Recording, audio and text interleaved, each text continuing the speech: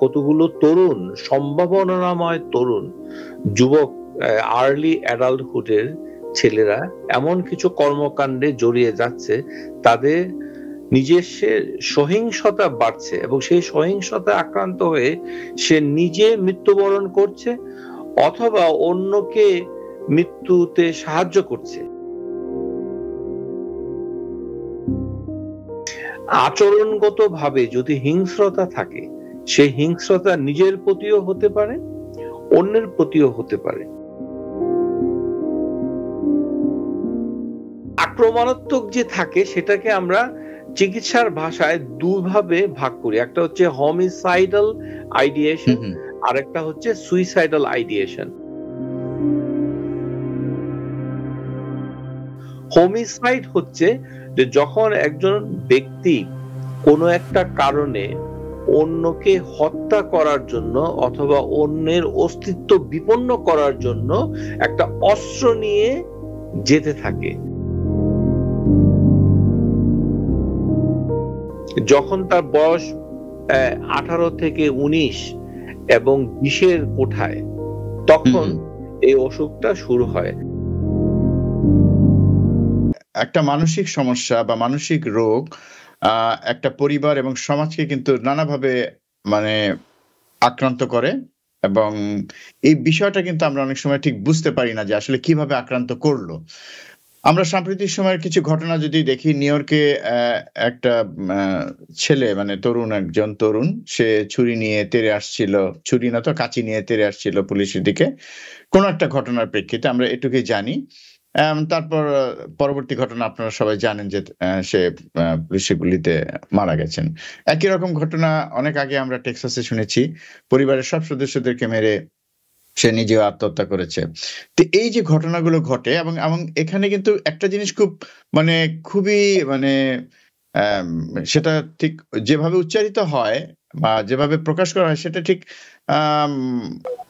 মনে হয় না যে ততটা গুরুত্ব পেয়েছে। যেটা হচ্ছে যে এরা দেখা যায় যে এদেরকে একটু করে বলা হয় যে এদের মধ্যে এক ধরনের মানসিক সমস্যা ছিল বা আছে, বা চিকিৎসা নিচ্ছিল না। পুরো বিষয়টা কিন্তু একটা গ্লুমি, জিনিসটা কি পরিষ্কার না আসলে যে কি হয়েছিল। প্রত্যেকটা ঘটনাতে আমরা ওই বিষয়গুলোকে কিন্তু এড়িয়ে যাওয়া হয়। তো আপনি এই বিষয়গুলোকে কিভাবে দেখেন? ধন্যবাদ ডক্টর আশফাক।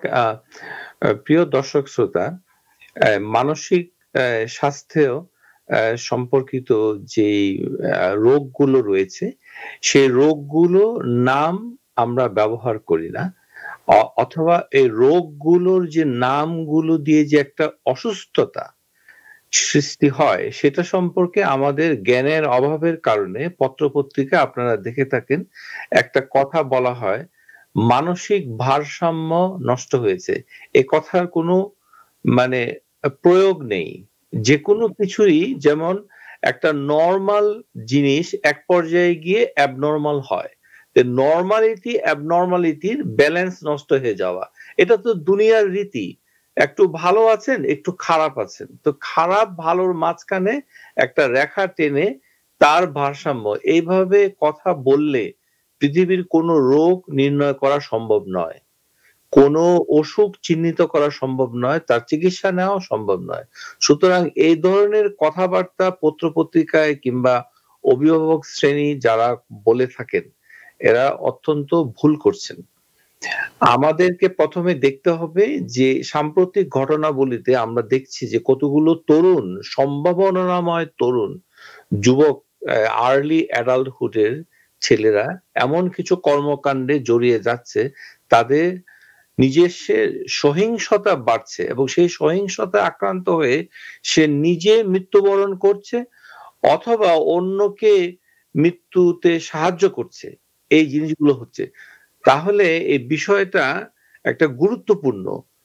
তো আমি এজ এ একজন সাইকিয়াট্রিস্ট হিসাবে আমি যেটা বলতে চাই, আমার যেটা চিন্তা সেটা হলো যে আচরণগতভাবে যদি হিংস্রতা থাকে, সেই হিংস্রতা নিজের প্রতিও হতে পারে, অন্যের প্রতিও হতে পারে, এবং সেই হিংস্রতার ভিতর যে আক্রমণাত্মক যে আচরণ, এটা আসলে তখন সুস্থতা থাকে না। তাহলে আক্রমণাত্মক যে থাকে সেটাকে আমরা চিকিৎসার ভাষায় দুভাবে ভাগ করি। একটা হচ্ছে হোমিসাইডাল আইডিয়েশন, আরেকটা হচ্ছে সুইসাইডাল আইডিয়েশন।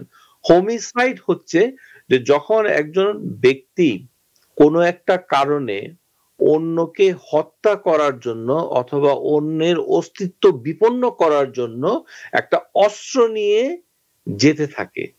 আমরা টেক্সাসের ঘটনায় দেখেছি যে এখানে একটা বিশ্ববিদ্যালয়ে পড়ুয়া উঠতি বয়সের ছেলে, সে নিজের পরিবারের সদস্যদেরকে প্রকাশিত সংবাদ অনুযায়ী যে বন্দুক দিয়ে কেনা বন্দুক দিয়ে হত্যা করেছে এবং এক পর্যায়ে সে নিজেও আত্মহননের পথ বেছে নিয়েছে।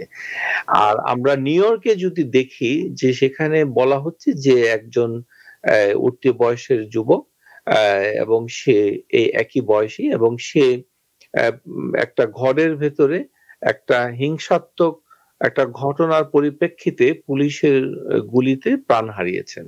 তো বিষয়টা আমি দেখব যে এই বয়সটা হচ্ছে যে চিন্তার যে অসুখ, যে প্রধান অসুখ যেটাতে শতকরা একজনের ভিতরে কিছুটা সিম্পটম থাকতে পারে যেকোনো পপুলেশনে, যেকোনো জনসংখ্যায় সমাজে, সেটা হচ্ছে স্কিজোফ্রেনিয়া।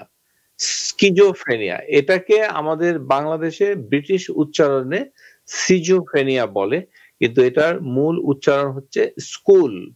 আমরা যেভাবে স্কুল বলি SCH, স্কুল, সেই একই উচ্চারণে এটা স্কিজোফ্রেনিয়া। আচ্ছা, উচ্চারণ যাই হোক না কেন, এটা একটা মানসিক অসুস্থতা। কাকে আক্রান্ত করে? এটার দুটো অনসেট রয়েছে। একটা হচ্ছে যে যখন তার বয়স 18 থেকে 19 এবং 20 এর কোঠায়, তখন এই অসুখটা শুরু হয়। এখন প্রশ্ন হলো যে অসুখটা আমরা ধরতে পারি না কেন? অথবা অভিভাবক অথবা যিনি এই রোগে আক্রান্ত তিনি এটা বুঝতে পারেন না কেন? মানসিক অসুস্থতার ক্ষেত্রে একটা জিনিস মনে রাখতে হবে যে রোগী কখনো নিজেকে বলবে না যে আমি অসুস্থ, অথবা আমার চিন্তার সমস্যা হচ্ছে, অথবা আমি উল্টো অবাস্তব চিন্তা করছি। এটা কিন্তু রোগী বলবে না। রোগীর ক্ষেত্রে দেখা যায় যে তারা একাডেমিক কার্যক্রমে অংশ নিচ্ছে। প্রিয় শ্রোতা, আপনারা জেনে থাকবেন যে একজন পেশা, সে যে পেশারই হোক না কেন, ইভেন চিকিৎসক হলেও, সামরিক কর্মকর্তা হলেও, পুলিশ কর্মকর্তা হলেও, BCS ক্যাডার দিয়ে পাশ করা লোক হলেও তারও স্কিজোফ্রেনিয়া হতে পারে। স্কিজোফ্রেনিয়া কোনো ইন্টেলেকচুয়াল ডিসঅর্ডার নয়, অর্থাৎ মেধার ঘাটতি পূরণের কারণ থেকে মেধাশূন্য অথবা মেধার সমস্যা, ইন্টেলেকচুয়াল ডিসেবিলিটি থেকে স্কিজোফ্রেনিয়াটা হয় না। স্কিজোফ্রেনিয়া ভুক্তভোগী রোগীরা তারা স্বাভাবিকভাবে শিক্ষা গ্রহণ করে থাকে। তারা যখন হাই স্কুল অতিক্রম করে, অর্থাৎ বয়স যখন তার 17-18 দিকে যায়, যখন ইউনিভার্সিটিতে শুরু করে, তখন সে রোগে আক্রান্ত হয়। এই রোগের লক্ষণগুলো যদি আপনারা লক্ষ্য করেন, প্রথমে হচ্ছে সে নিজেকে গুটিয়ে নেবে। এটাকে আমরা বলি সোশ্যাল আইসোলেশন। রোগী নিজেকে গুটিয়ে নেবে। তারপর সে নিজের খোঁজ খবর নিবে না, নিজে মনে মনে কথা বলবে। এক্ষেত্রে ধর্মীয় কিছু দৃষ্টিভঙ্গি রয়েছে যেটা রোগ নির্ণয়ে বাধাগ্রস্ত করে, যে সে জিনের সাথে কথা বলে অথবা জিন তাকে আসর করেছে। আমরা বৈজ্ঞানিক তথ্য অনুযায়ী অসুখের চিকিৎসা করি। জিন একটি ধর্মীয় মানে বিষয় রয়েছে, সেটা বিশ্বাসের স্থানে রয়েছে ইসলাম ধর্মের ক্ষেত্রে। সেই মহান আল্লাহ তাবারক ওয়া তাআলা সৃষ্ট সেই জিনকে নিয়ে এই ধরনের স্কিজোফ্রেনিয়া করে কিনা সেটার তাত্ত্বিক আলোচনা করাটা অর্থহীন। আপনাকে দেখতে হবে যে অসুখটা কিভাবে হচ্ছে, তার চিকিৎসাটা জরুরি কিনা। যদি না হয়, চিকিৎসাটা যদি সঠিক সময়ে করতে না পারেন, তাহলে পরিণাম কি কি সেটা আমি আপনাদের সাথে শেয়ার করতে চাই। 1 নম্বর পরিণাম হচ্ছে সে সমাজ থেকে সোশ্যাল আইসোলেশন চলে যাবে। 2 নম্বর পরিণাম হচ্ছে প্যারানয়েড ডিলিউশন। আমরা আগেও বলেছি যে একটা শব্দ ডিলিউশন এই শব্দটা অনেক ভারী, যেমন ডিনামাইট, ডিলিউশন, ডলার, ঢাকা, এই শব্দ শুনলেই মনে করবেন না যে এটা একটা ভারী কোনো বস্তু মানুষকে কষ্ট দিচ্ছে, নয়। ডিলিউশন মানে হলো এক ধরনের চিন্তা ভাবনা যেটা অবাস্তব। সেই ক্ষেত্রে রোগী যদি পারসিকিউটরি ডিলিউশনে ভোগে, অর্থাৎ সে মনে করছে যে তাকে মেরে ফেলবে, মনে করেন আলোচিত ছেলেটি এমন যদি মনে করে যে আমার বাসার পাশে একজন লুকিয়ে আছে, আমাকে এখনই ঘরের ভিতরে ঢুকে হত্যা করবে, তো তখন কেউ না কেউ পুলিশে কল দিল। যখন পুলিশ চলে আসলো তখন রোগী মনে করলো যে এই তো সেই পুলিশ আমাকে এসেছে মেরে ফেলবে। পুলিশ যে তাকে সাহায্য করতে আসছে সেটা সে মিসইন্টারপ্রিটেড।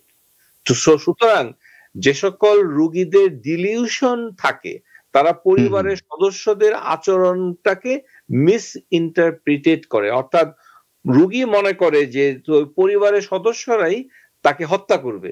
সুতরাং তার ভিতরে একটা পারসেপচুয়াল ডিস্টারবেন্স থাকে। আমাদের যে ৬টা ইন্দ্রিয় রয়েছে, ঘ্রাণ, মানে স্মেল, তারপরে ভিশন, ভিজুয়াল, তারপরে শোনা, শ্রবণের ইন্দ্রিয়, টাচ, স্পর্শের ইন্দ্রিয়, এগুলোকে পারসেপশন বলে। যে এই যে সেন্স গুলো রয়েছে, সেন্স গুলোর ভিতরে সবচেয়ে আগে যেটা ক্ষতিগ্রস্ত হয় সেটা হচ্ছে অডিটরি হ্যালুসিনেশন, অর্থাৎ সে কিছু শোনে অথচ কোনো উৎস ছাড়াই, অর্থাৎ কেউ কিন্তু বাস্তবে তাকে কানে কানে কথা বলছে না, কিন্তু সে কানে সেটা শ্রবণ করে। এবং কোন ভাষায় শ্রবণ করে, একটু মজার ব্যাপার হলো একজন যে ভাষায় কথা বলে তার অডিটরি হ্যালুসিনেশনটা তার ভাষায় হয়। Because people sneeze. Because not everyone washes their hands. Because kids touch a lot of things. Set a date to get your COVID shot and RSV if eligible. Because if you're wondering, should I get my COVID shot? Think about other people. Learn more at nj.gov/health/vaccines. New York থেকে সম্প্রচারিত TVN 24 television বিশ্বজুড়ে বাঙালির কণ্ঠস্বর।